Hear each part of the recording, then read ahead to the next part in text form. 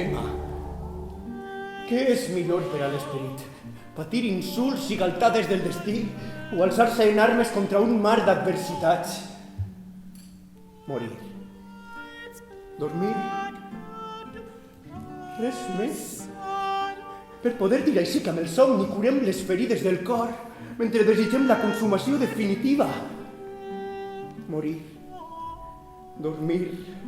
Potser somiar. Que difícil!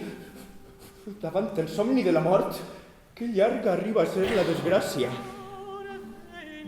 La vilesa del tirà, l'ofensa del superb, l'angoixa de l'amor menyspreat, la justícia ajornada a perpetuïtat, la humiliació de la virtut feta pel deshonest quan un mateix té el descans a l'abast amb el tall d'un simple punyal.